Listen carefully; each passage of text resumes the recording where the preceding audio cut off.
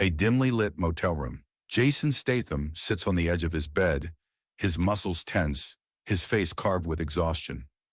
The clock on the bedside table blinks 2:37 a.m. His phone vibrates violently against the wooden surface. Unknown number. He picks up. A voice. Shaky, breathless, drenched in panic. "Jason, listen to me. You're too late. He's already done it." Jason shoots up from the bed, adrenaline spiking. "Who is this? What are you talking about?" A sharp inhale on the other end. Then, silence. A faint rustling sound, like someone moving hurriedly, looking over their shoulder. Jason hears heavy breathing. The fear in the caller's voice is palpable. "Jason, he knows you're coming. He's been watching you." Click. The line goes dead. Jason's grip tightens around the phone. His pulse pounds in his ears. The words echo in his mind. "He's already done it. He knows you're coming." He doesn't know who the hell just called him, but one thing is clear. Someone is either dead, missing, or about to be, and he's already too late. Jason doesn't hesitate. He snatches his gun from the nightstand, checks the magazine, fully loaded. He throws on a leather jacket, shoves his phone in his pocket, and storms out of the room. His car, a sleek black Dodge Charger, is parked outside under a flickering streetlight. He swings the door open, slides in, and ignites the engine. The low growl of the vehicle rumbles through the quiet night. He dials the last number that called him. No answer. He tries again. Nothing. His fingers drum against the steering wheel. He doesn't like this. A random panic call in the middle of the night? Too convenient. Too calculated. Someone either wants him to run straight into danger, or they're already dead. He pulls up his contacts and dials a number. It rings twice before a familiar voice picks up. "Jason, it's 2 a.m., mate. What the hell?" "Alex, track a number for me, now." "You're serious?" "Do it." A sigh, then the clicking of keys. Jason grips the wheel tighter, staring at the dark, empty road ahead. "Got it. The call came from..." Alex's voice suddenly cuts out. A sharp, high-pitched screech erupts from the speaker, a static surge like interference. Jason yanks the phone away from his ear. "Alex! Alex!" Nothing. The line is dead. Jason's blood runs cold. Something is very, very wrong. Jason's eyes scan the road. The motel was in a quiet part of the city, but suddenly the silence feels unnatural. He shifts the gear and peels out of the parking lot. As he speeds down the empty streets, his instincts scream at him. Something isn't right. The streetlights flicker. Shadows stretch unnaturally long across the pavement. He passes a lone figure, a man in a hooded jacket, standing completely still at a bus stop. He doesn't move, doesn't even glance at Jason's speeding car. Just stands there, his head tilted slightly. Jason's grip tightens on the wheel. "I don't like this." A few blocks later, another figure. Same posture, same eerie stillness, standing under the dim glow of a street lamp. His face is obscured, but Jason can feel it. He's being watched. He speeds up. His phone buzzes in his lap. An unknown number. He answers. "Turn back, Jason." A deep, low voice. Not the same caller from before. This one is calm, cold, certain. Jason's jaw clenches. "Who the hell are you?" A brief silence. Then, "You were warned." The line cuts, and then Jason sees it. A black SUV barreling toward him at full speed. Shit! He yanks the wheel hard. Tires screech against the asphalt. The SUV barely misses him, but swerves around for another pass. Jason floors the gas, weaving through the empty streets, but the SUV is gaining. Gunshots rip through the night. Sparks fly as bullets rattle against his rear bumper. Jason pulls out his own gun, lowers the window just enough, and fires back. One bullet slams into the SUV's windshield. It veers slightly but doesn't stop. Whoever's inside isn't giving up. Jason's mind races. Was this the mastermind? Or just another pawn in the game? But one thing was clear. He was already on their radar. and there was no turning back now. Jason Statham wasn't always a man on the fringes of the system. Once he was a well-respected detective, a man who believed in justice. But the system he swore to protect, it betrayed him. Years ago, he was working on a case, one that could have exposed one of the biggest corruption scandals in law enforcement. He had proof, witnesses, enough to bring down some of the most powerful figures in the city. But before he could act, everything collapsed. A setup. His key witness vanished. His evidence tampered. His name dragged through the mud. Jason was forced out of the police force, accused of falsifying evidence, and branded a disgraced officer. His career ended overnight. He lost his badge, his credibility, and most of all, his belief in the system. But what they didn't take away? His thirst for revenge. Now, Jason works alone, a private investigator with nothing to lose, exposing the filth that hides behind power. The corrupt fear him, the desperate seek him, and the guilty, they run. But this time, he might be the one running. Jason pulls into his office, a rundown, dimly lit space above a closed-down diner. He parks the car, heart still racing from the ambush, and steps inside. The air is stale, the wooden floor creaks under his boots. He pours himself a drink, but his hands tighten around the glass. His mind keeps replaying that phone call. He's already done it. He knows you're coming. His gut tells him, this isn't just a random case. He pulls out his laptop, cracks his knuckles, and begins tracing the last known location of the call. It pings to an address near the industrial district, an abandoned shipping yard. Jason exhales sharply. He's been here before. Years ago. Well, this was one of the locations tied to the case that ruined his life. A cold chill runs down his spine. No, this can't be a coincidence. The past isn't just haunting him, it's pulling him back. Jason isn't just up against a single man. He knows how these things work. This is bigger. The city is controlled by a highly organized, corrupt network, a system so well-oiled that even the police, politicians, and law enforcers turn a blind eye or actively work for it. Money laundering, human trafficking, assassinations. And yet nobody ever names the mastermind. Because nobody lives long enough to talk. Jason opens a classified document he stole months ago, one that was so dangerous he never dared to use it. Until now. It lists coded bank transactions, offshore accounts, and hidden business fronts. One name appears over and over again. Monarch. No first name, no picture, no identity, just a ghost. And if Jason's sources are correct, this ghost is behind everything, including the setup that destroyed Jason's life. Jason wasn't stupid. He knew if he dug too deep, they'd come for him. That's why he always made sure to leave a backdoor, an escape plan. He reaches under his desk, pulling out an encrypted hard drive. Inside, every single case file he's ever worked on. The murders, the bribes, the crimes they tried to bury. But one file stands out. A whistleblower's testimony. A man who once worked for the organization. Jason remembers him well. He was nervous, constantly looking over his shoulder. He had given Jason names, places, accounts, even a location. And then, 2 days later, found dead in a motel room. Suicide. Jason never bought the story. And now, looking at the file again, something jumps out at him. Something he missed before. A coded signature in the last page of the document. A pattern of letters. He runs it through his decryption software, takes a sip of whiskey, waits. Then the screen flashes.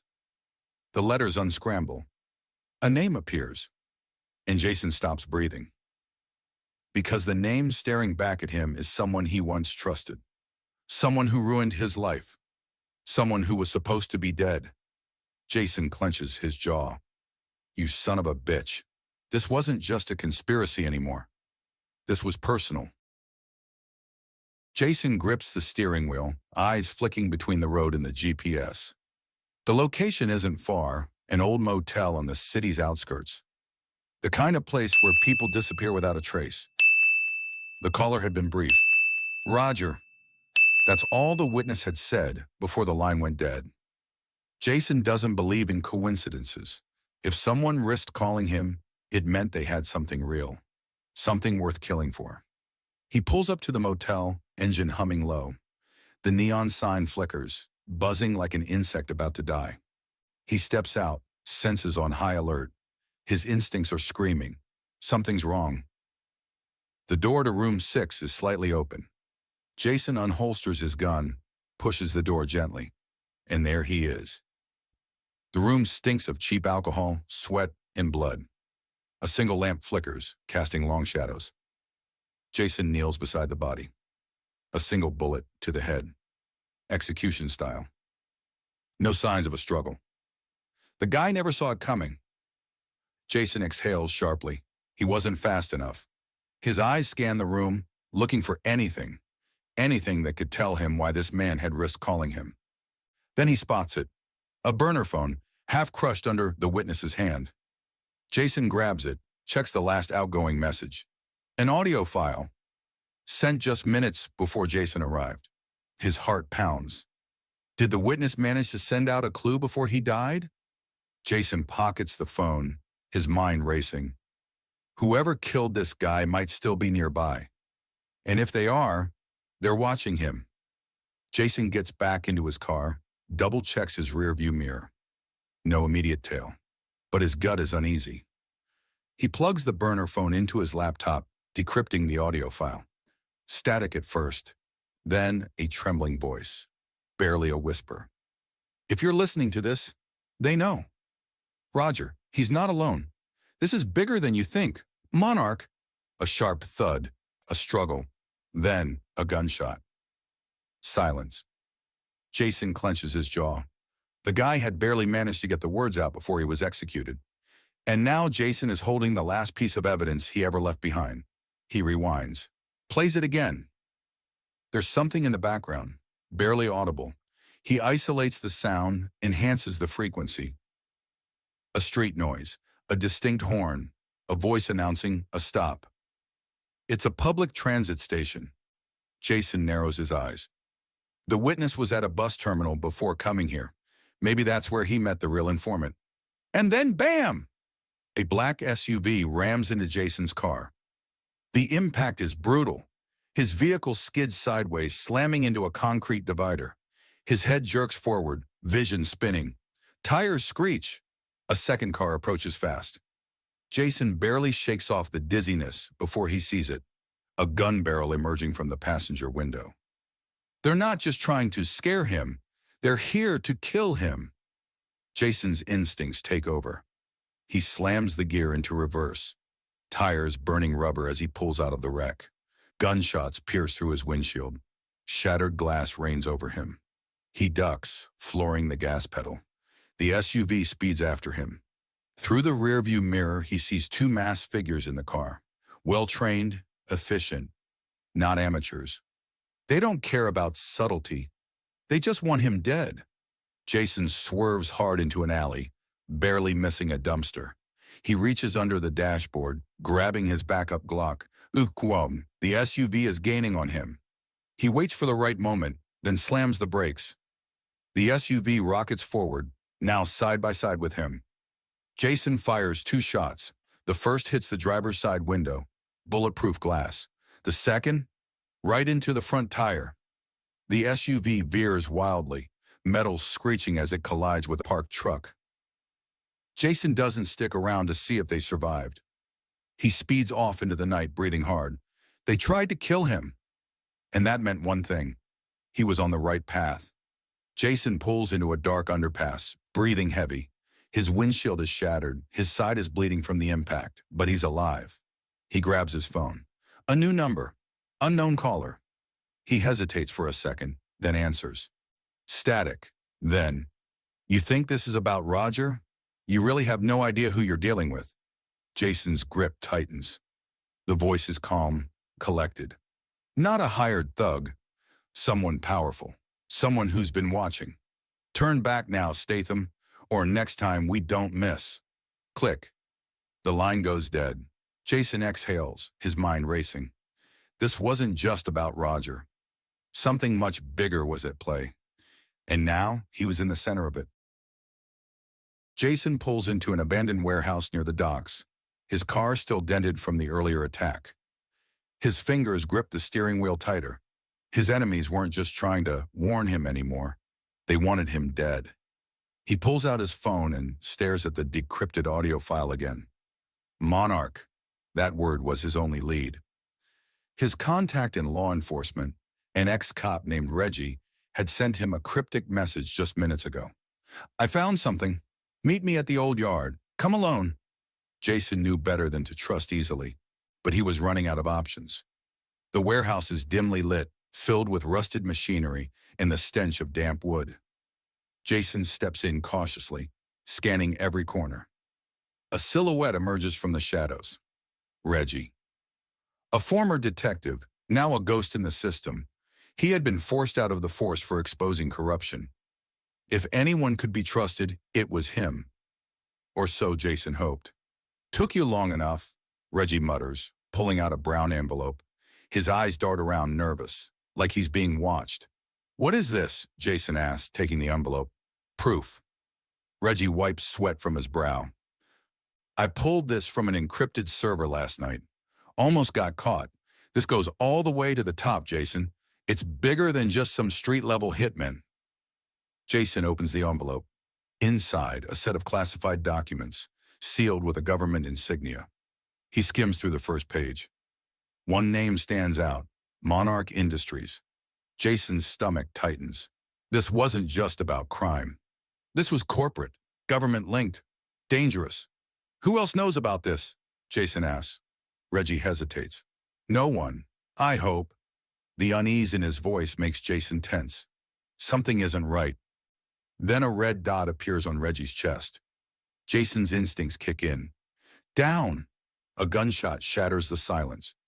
Reggie drops, clutching his shoulder. A sniper. Jason ducks behind a crate, gun drawn. The papers scatter to the floor. The sniper wasn't alone. Footsteps, multiple, coming fast. Jason grabs the envelope, shoving it into his jacket. He needed to get out, now. He drags Reggie behind cover. The older man groans, gripping his wound. Who told you, he gasps. They know everything. Jason curses under his breath. The moment Reggie pulled these files, they had been marked. The enemies weren't just coming for Jason. They had been waiting. A trap. Jason pulls out his gun. He listens. Footsteps closing in. One shot, then another. He moves fast, precise. 2 men down, but the sniper was still out there. Jason grabs Reggie, half dragging him toward the warehouse exit. A black SUV screeches outside. Reinforcements. We're not gonna make it, Reggie wheezes. Yes, we are, Jason growls. Just as the SUV doors open, Jason throws a smoke grenade from his belt. Thick fog engulfs the area. Gunfire erupts blindly, but Jason knows the layout. He moves swiftly through the smoke, pulling Reggie with him. They reach the side exit. Jason spots a parked motorcycle. No time to think. He shoves Reggie onto the back and jumps on, revving the engine. Bullets whiz past as they speed into the night. Jason pulls into an underground garage, adrenaline still surging. Reggie groans, his wound bleeding through his shirt. We need a doctor, Jason mutters. Forget that we need to disappear, Reggie corrects. Jason pulls out the documents, scanning them in the dim light. And then he notices something. A tiny black dot on the last page. His stomach drops. A tracker. They knew every move he made. His phone buzzes. A new message. No number, no name. Just 2 words. We see you. Jason clenches his jaw. He may have found the truth, but they found him first. His stomach drops. A tracker. They knew every move he made. His phone buzzes. A new message. No number, no name. Just 2 words. We see you. Jason clenches his jaw. He may have found the truth, but they found him first. Jason's grip tightens on the classified documents as he pulls up outside an exclusive penthouse in downtown Manhattan. The towering glass structure reflects the city lights, but inside those walls, power and corruption sleep in the same bed. This was his last hope, Senator William Carter. A man with influence, a man who had once spoken against corporate corruption. If anyone could help expose Monarch Industries, it was him. Reggie, barely conscious in the passenger seat, groans in pain. His wound was worse than he let on. "This is a mistake," he mumbles. "You can't trust these people." Jason exhales sharply. "We don't have a choice." The senator's office is cold and calculated, just like the man himself. Carter, in his late 50s, wears a crisp navy suit, his salt and pepper hair slicked back. His expression is unreadable as he leans back in his leather chair. Jason places the classified files on the polished mahogany desk. "This is it," Jason says. "Everything linking Monarch to government-backed corruption, laundering, blackmail, assassinations. I need you to take this public." Carter picks up the folder, his sharp eyes scanning the pages. He nods slowly. "This is explosive," he admits. "If this gets out, people will fall. Powerful people." Jason feels a flicker of relief. Maybe, just maybe, this would work. Then the office doors swing open. Armed agents storm in. Before Jason can react, a cold voice cuts through the tension. "Step away from the desk, Mr. Statham." Jason stiffens. A U.S. Marshal. Reggie struggles to his feet, blood staining his jacket.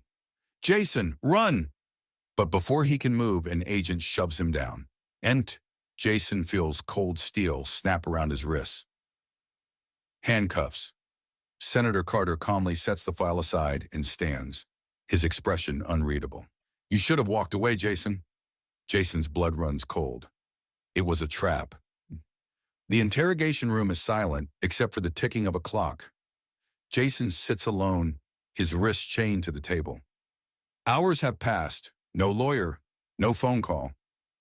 Finally, the door opens. A woman in a sharp black suit steps in, setting a thick folder in front of him. Her eyes are cold, calculating. "Agent Rachel Vaughn, FBI." Jason's jaw tightens. "So the feds are in on this too?" She slides the folder toward him. Inside, a fake bank account. Transactions in his name. Bribes, payoffs, offshore accounts, false evidence. "You're under investigation for obstruction of justice, conspiracy, and fraud," Vaughn says, her voice steady. "Looks like you've been a very bad boy, Mr. Statham." Jason leans back. He knows this move. Frame him, destroy his credibility. That way, no one would believe a word he says. His pulse pounds in his ears. This wasn't just about silencing him. This was about erasing him. Hours later, Jason is thrown into a high-security prison. His orange jumpsuit feels like a noose tightening around his neck. As the iron bars slam shut, he finally lets his rage boil over. He had played right into their hands. The only question was, who set him up? Jason clenches his fists. The documents. Carter never planned to help him. But Carter was just a politician. The real betrayal came from someone closer. His mind races. Reggie. No, he was shot, nearly killed. Then his stomach drops. The hidden tracker in the documents. He wasn't the one who found it. Reggie was. Jason's throat tightens. No, it can't be.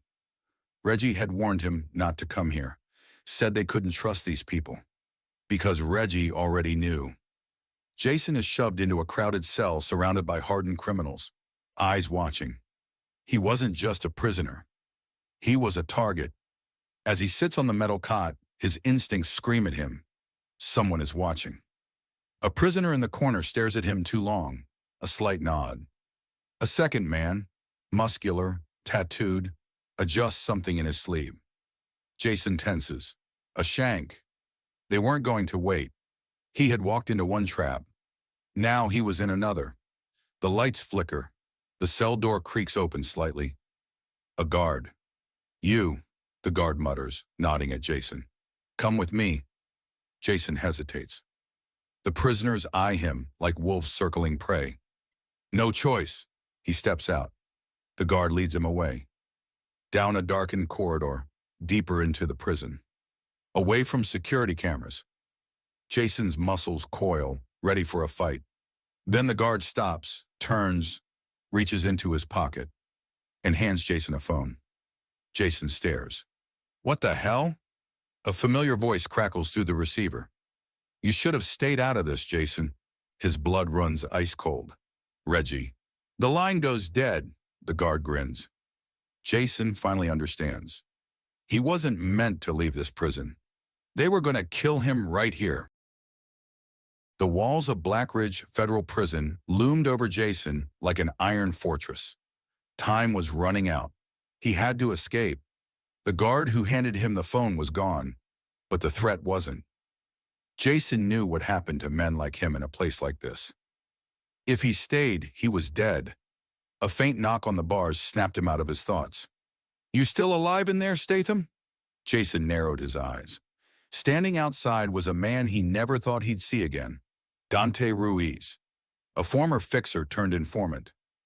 Jason had once saved Dante from a cartel hit. Looks like the favor had finally come full circle. I got one shot to get you out of here, Dante whispered. Don't make me regret it. Jason didn't hesitate. He was getting out, tonight. The plan was dangerous and borderline suicidal. Dante had bribed a low-level guard to unlock the security checkpoint during shift change. Jason had exactly 7 minutes to reach the old laundry chute before the alarm triggered. 7 minutes before every armed guard in the prison came for his head. Dressed as a janitor, Jason pushed a laundry cart through the corridors, sweat dripping down his back. Then, hey, you, stop! Jason's heart slammed against his ribs. A guard was walking toward him, gun half raised. The tension crackled like a live wire. Ain't it? ID. The guard held out his hand. Jason had no ID, no backup, no time. 6 minutes left. In one swift motion, Jason grabbed the guard's wrist, twisted, and slammed his elbow into his jaw. The man dropped, unconscious. Jason exhaled sharply. No time for mistakes. He stuffed the body into the laundry cart and kept moving. The chute was just ahead. Jason reached it, heart pounding. 4 minutes left. Dante was waiting, cutting through the bars with a stolen plasma torch. Hurry up, man! Dante hissed. Then alarms blared. They had been spotted. Go! Dante shoved Jason forward. Jason didn't hesitate. He dived headfirst into the chute. The metal walls scraped against his arms as he dropped 3 stories, landing hard in a pile of dirty uniforms. No time to recover. Guards were coming. Jason ran. Through the underground tunnels, past rusted pipes and forgotten corridors. And then a door. Dante's voice crackled through a smuggled earpiece. Last door on the left. Get outside. I left a car in the alley. Jason shoved the door open and stepped into the freezing night. Freedom. But the fight wasn't over yet. Jason knew where to go. The entire conspiracy led back to one place. The Monarch Industries private airstrip. That's where Reggie would be. Jason tightened his grip on the stolen gun. This ends tonight. The private airstrip was eerily quiet. A single black jet sat on the runway, engines humming, ready to take off. Jason moved like a ghost through the hangar, keeping low. Then a familiar voice. I never wanted it to come to this, Jason. Jason stepped into the open, gun raised. Reggie stood before him, dressed in an expensive suit, completely calm. Behind him, Senator Carter, smirking. It was never about Monarch, was it? Jason spat. This whole time, you were just cleaning up loose ends. Reggie sighed, shaking his head. It was never personal, man. Like hell it wasn't. Jason's finger tensed on the trigger. But before he could fire, Carter raised his hand, and 6 armed men stepped into view. Jason's stomach dropped. You really thought you were the only one playing the game? Carter chuckled. Jason had been outplayed. The first gunshot rang out. Jason dove behind cover as bullets shredded through the crates. He was outnumbered, outgunned, And running out of time. Reggie moved toward the jet, ready to escape. Jason gritted his teeth. No, not this time. Ignoring the gunfire, he broke into a sprint. A guard raised his rifle. Jason slid low, kicked his knee out, and snatched his gun. 2 shots, one to the chest, one to the head. Reggie turned just in time to see Jason charging straight at him. You should have killed me when you had the chance. Jason tackled him, slamming him onto the tarmac. The jet's engines roared. Senator Carter shouted for backup, but Jason didn't care anymore. This was personal. Jason and Reggie fought like animals. Years of betrayal, lies, and bloodshed all coming down to this moment. Reggie pulled a knife. Jason caught his wrist. Twisted, snapped. Reggie screamed. Jason grabbed the knife and drove it straight into Reggie's chest. Reggie's body went still. Jason stumbled back, gasping for air. It was over, or so he thought. A slow clap echoed through the air. Jason turned. Senator Carter, smiling, completely unfazed. Congratulations, Jason. He lit a cigar. You just killed a pawn. Jason's blood turned to ice. What? Reggie? Carter exhaled smoke. He was never the real mastermind. Jason's grip tightened. Then who was? Carter's smirk widened. Did you really think this ends with me? Jason's pulse pounded in his ears. The sound of sirens filled the air. Helicopters. Dozens of them. Carter stepped back into the jet, completely calm. You won't make it out of here alive, Jason. Jason turned and saw an entire SWAT team descending on the runway. His breath caught. This wasn't over. Not even close. Sirens blared across the airstrip. Jason could hear the distant thump, thump, thump of helicopter blades, the heavy boots of armed officers storming the tarmac. His chest rose and fell rapidly. This wasn't over. He had won the battle, but the war, the real war, had just begun. Jason didn't wait. He ran. Gunfire erupted as SWAT officers took aim, bullets tearing through the concrete behind him. The only exit was blocked, except for one, the fuel truck near the hangar. Jason sprinted toward it, bullets whizzing past. A single shot grazed his shoulder, but he didn't stop. One chance, one shot at survival.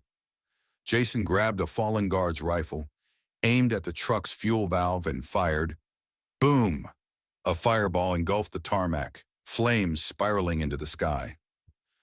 Jason dived behind a crate, using the explosion as cover. And in the chaos, he vanished.